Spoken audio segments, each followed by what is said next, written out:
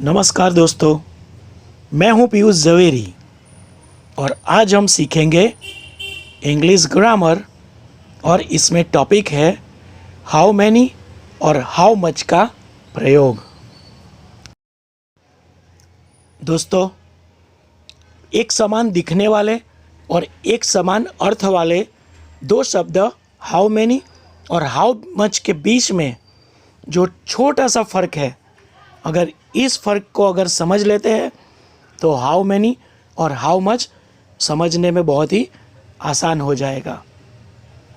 इन दोनों के बीच का फ़र्क क्या है, ये हम नियम और उदाहरण के ज़रिए सीखते हैं। तो सबसे पहला शब्द शुरू करते हैं हाउ मैनी, यानी कितना, कितनी। हाउ मैनी का अर्थ कितना, कितनी होता है। गिन सके ऐसे व्यक्ति, वस्तु या प्राणी की संख्या जानने के लिए प्रश्न वाक्य में हाउ मैनी का उपयोग होता है। गिन सके यानी जो काउंटेबल है, ऐसे काउंटेबल यानी गिन सके ऐसे व्यक्ति, वस्तु या प्राणी की संख्या जानने के लिए हाउ मैनी का उपयोग होता है। और हाउ मैनी का उपयोग प्रश्न वाक्य में होता है, ये भी ध्यान में रखना है। और प्रश्न वाक्य की वाक्य रचना इस प्रकार से होगी। सबसे पहला शब्द आएगा हाउ मैनी, उसके बाद गिन सके ऐसे बहुवचन के नाम, उसके बाद टू बी क्रियापद का वर्तमान काल का बहुवचन का रूप आर या भूतकाल का बहुवचन का रूप वर, दो में से कोई भी काल के अनुसार। इसके बाद देर आएगा और साथ में स्थान दर्शक शब्द, और प्रश्न वाक्य होने की वजह से वाक्य के अंत में आएगा क्वेश्चन मार्क। इस नियम को उदाहरण के द्वारा समझते हैं। How many boys are there in this class. इस क्लास में, इस कक्षा में कितने बॉयज यानी लड़के हैं। इस कक्षा में कितने लड़के हैं। तो दोस्तों, ये जो सवाल है how many boys are there in this class, अब इस प्रश्न का अगर उत्तर चाहिए यानी जवाब प्राप्त करना हो तो जवाब की वाक्य रचना इस तरह से बनेगी। वाक्य के शुरुआत में आएगा देर, उसके बाद टू बी क्रियापद का बहुवचन का वर्तमान काल का रूप आर या भूतकाल का रूप वर, उसके बाद गिन सके ऐसे बहुवचन वाले नाम, बाद में स्थान दर्शक शब्द। अब जो सवाल था how many boys are there in this class, तो इसका जवाब वाक्य रचना के अनुसार इस तरह से बनेगा। There are 56 boys in this class. इस कक्षा में 56 लड़के हैं। ये जो 56 है, ये हमने उदाहरण के द्वारा बताया हुआ है। क्लास में जितने भी लड़के हैं, इस तरह से हम कोई भी अंक लिख सकते हैं। ये तो सिर्फ एग्जाम्पल है। उसके बाद नियम याद रखने हैं। हाउ मैनी के बाद आने वाला नाम हमेशा बहुवचन में ही होना चाहिए और हाउ मैनी का उपयोग सिर्फ प्रश्न वाक्य में ही करना है। ओके दोस्तों, तो हाउ मैनी के इन नियमों को याद रखना है, दिमाग में फिक्स कर देना है। ओके दोस्तों, हम हाउ मैनी के एग्जाम्पल्स और एक्सरसाइज बाद में सीखते हैं, लेकिन उससे पहले हाउ मच के नियम को देख लेते हैं। हाउ मच का अर्थ कितने, कितनी, कितना होता है। जिसे गिन ना सके, जैसे हाउ मैनी में शब्द था गिन सके, ऐसे व्यक्ति, वस्तु और प्राणी के लिए उपयोग होता था। जबकि हाउ मच में जिसे गिन ना सके ऐसे पदार्थ, द्रव्य, तरल पदार्थ का प्रमाण जानने के लिए हाउ मच का उपयोग प्रश्न वाक्य में होता है। हाउ मैनी का उपयोग भी प्रश्न वाक्य में होता है और हाउ मच का उपयोग भी प्रश्न वाक्य में ही होता है। लेकिन फर्क क्या है दोस्तों? हाउ मैनी गिन सके ऐसे वस्तु, व्यक्ति या प्राणी के लिए उपयोग में आता है, जबकि हाउ मच जिसे गिन ना सके ऐसे पदार्थों के लिए उपयोग में आता है। ओके, हाउ मच से बनने वाले प्रश्न वाक्य की वाक्य रचना इस तरह से होगी। वाक्य के शुरू में आएगा हाउ मच, उसके बाद गिन ना सके ऐसे पदार्थ, द्रव्य पदार्थ या तरल पदार्थ, उसके बाद टू बी क्रियापद का वर्तमान काल का एक वचन का रूप इज या भूतकाल का एक वचन का रूप वॉस का उपयोग होता है। इसके बाद देर और स्थान दर्शक शब्द और प्रश्न वाक्य होने की वजह से वाक्य के अंत में आएगा क्वेश्चन मार्क। एक उदाहरण देखते हैं। How much water is there in the pot. Pot यानी घड़ा, मटका। घड़े में या मटके में कितना पानी है? अब ये वाटर जो है इसको हम गिन नहीं सकते हैं, उसको नापा जाता है, इसीलिए हाउ मच का प्रयोग किया गया है। अब ये जो सवाल है how much water is there in the pot, तो इसका अगर आंसर चाहिए तो जवाब की वाक्य रचना होगी। सबसे पहले देयर, उसके बाद टू बी क्रियापद का वर्तमान काल का एक वचन का रूप इज या भूतकाल का एक वचन का रूप वॉज, वाक्य के काल के अनुसार। उसके बाद गिन न सके ऐसे पदार्थ, द्रव्य पदार्थ या तरल पदार्थ का एक वचन। उसके बाद स्थान दर्शक शब्द। तो जो सवाल था how much water is there in the pot, तो उसका आंसर बनेगा there is a little water in the pot. मटके में थोड़ा सा पानी है। ओके, अब हम नियम में आगे जाते हैं। हाउ मच के बाद आने वाला नाम हमेशा एक वचन में ही होता है और हाउ मच का उपयोग सिर्फ प्रश्न वाक्य में ही होता है, ये याद रखना है। अब हम हाउ मच के प्रश्न के उत्तर किस तरह से बन सकते हैं उसके कुछ एग्जाम्पल्स देखते हैं। पहला प्रश्न है how much oil is there in the bottle.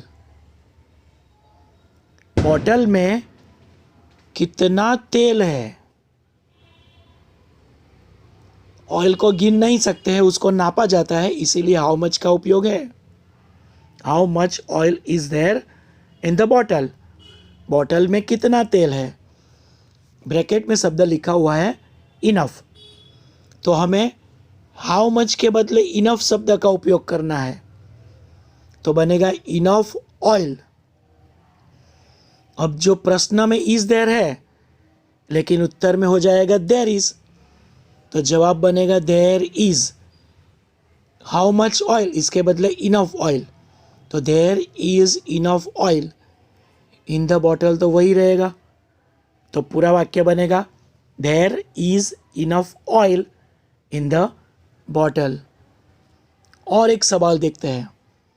How much money was there in your purse. यहाँ पर शब्द वॉज का उपयोग है, तो जवाब में भी वॉज आएगा। हाउ मच के बदले लिखना है नो, जो ब्रैकेट में शब्द है हाउ मच के बदले नो, तो बनेगा नो मनी। वॉज देयर जो प्रश्न में है उसको उत्तर में देयर वॉज हो जाएगा। तो there was no money in my purse. आपके पर्स में कितने रुपये थे? तो मेरे पर्स में एक भी रुपया नहीं था। ओके, यहाँ पर जो मनी की बात आई तो एक नियम हम समझ लेते हैं कि जब रुपीस शब्द आता है तो यह गिन सके ऐसे शब्द में गिना जाता है, जबकि मनी शब्द गिन ना सके ऐसा शब्द है। इसीलिए रुपीस के साथ हाउ मेनी का उपयोग करें और मनी के लिए हाउ मच का उपयोग करें। यह नियम ध्यान में रखना है। और इसी प्रकार जब वाक्य में स्टार्स की बात हो तो हाउ मेनी का उपयोग करना है। ये शब्द ऐसे हैं कि कई बार गलती हो सकती है, तो इसीलिए इस नियम को ध्यान में रखना है। अब हम हाउ मेनी और हाउ मच का उपयोग करके रिक्त स्थानों की पूर्ति करेंगे। यहाँ पर कुछ ब्लैंक्स दिए हुए हैं, उसमें हाउ मेनी या हाउ मच का उपयोग करेंगे। दोस्तों यहाँ ध्यान में रखना है, ब्लैंक्स के बाद जो भी फर्स्ट वर्ड दिया होगा वो शब्द ध्यान में रखना है। ये काउंटेबल है या अनकाउंटेबल है, यानी इसको गिन सकते हैं कि नहीं गिन सकते। अगर गिन सकते हैं तो हाउ मेनी आएगा, और अगर नहीं गिन सकते हैं तो हाउ मच का उपयोग होगा। जैसे फर्स्ट नंबर में ब्लैंक के बाद शब्द है ऑयल। ऑयल यानी तेल, इसको हम गिन नहीं सकते, इसको नापा जाता है, इसीलिए इसमें आंसर में आएगा हाउ मच। इसके बाद है शुगर, तो शुगर को भी नापना होता है, उसका वजन करना होता है, इसीलिए हाउ मच आएगा। फिर शब्द है बुक्स यानी किताबें, इसको तो गिन सकते हैं, तो हाउ मेनी आएगा। इसके बाद है बॉयज़, तो लड़के, इसको भी गिन सकते हैं। उसके बाद शब्द है बटर, तो इसको गिन नहीं सकते, इसीलिए मच का उपयोग होगा। समझ में आ रहा है दोस्तों?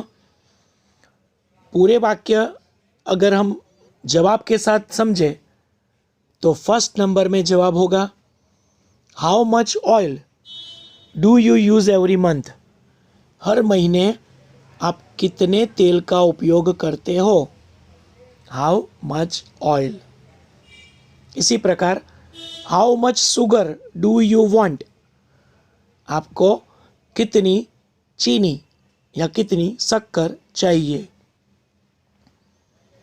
इसी प्रकार तीसरा वाक्य बनेगा how many books did you read, आपने कितनी किताबें पढ़ी। बुक्स इसको गिन सकते हैं, इसीलिए हाउ मैनी का उपयोग होगा। ओके, आगे बढ़ते हैं। नंबर 6, उसमें ब्लैंक के बाद शब्द है टी, तो इसको गिन नहीं सकते, नापा जाता है, इसीलिए हाउ मच आएगा। फिर शब्द है रन्स, इसको गिन सकते हैं, तो हाउ मैनी आएगा। जैसे how many runs did Sachin make in the last match, पिछले मैच में सचिन ने कितने रन बनाए, तो रन को हम गिन सकते हैं, इसीलिए हाउ मैनी आएगा। फिर शब्द है पेन्स, पेन को भी गिन सकते हैं, तो हाउ मैनी आएगा। गोल्ड यानी सोना, सोना इसको हम गिन नहीं सकते, इसको नापा जाता है, कितना तोला सोना, कितना ग्राम सोना। इसी प्रकार गोल्ड यानी सोना, तो हाउ मच का उपयोग इसमें होगा। इसके बाद शब्द है रुपीज़।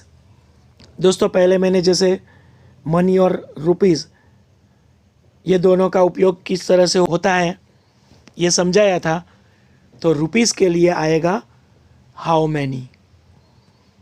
इसके बाद वापस पेन शब्द आया, हाउ मैनी आएगा। फिर शब्द है कॉफ़ी, तो हाउ मच आएगा।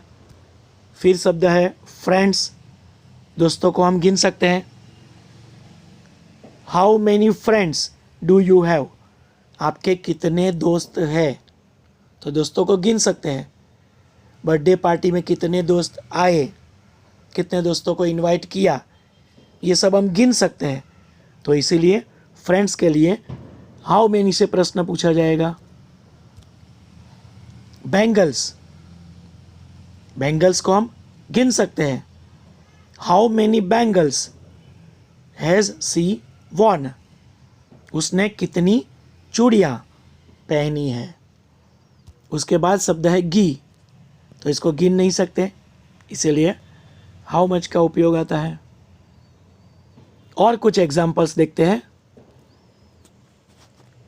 बलून्स, गुब्बारे, इसको गिन सकते हैं, इसीलिए how many. Water, how much. Milk, how much. Apples यानी सेब, इसको गिन सकते हैं, तो इसलिए हाउ मैनी आएगा। घी, टी, वाटर, इन सब के लिए हाउ मच आएगा। वापस मनी और रुपीस शब्द आया। फिर से दोस्तों ध्यान में रखो, जब मनी शब्द आता है तो इसके लिए हाउ मच का उपयोग होगा, और रुपीस शब्द आएगा तो हाउ मैनी का उपयोग होगा। इसके बाद शब्द है विट, विट यानी गेहूँ, तो गेहूँ के लिए हाउ मच का उपयोग होगा, क्योंकि उसको गिना नहीं जाता है, उसको नापा जाता है, इसका वजन किया जाता है। हर साल आप कितना गेहूँ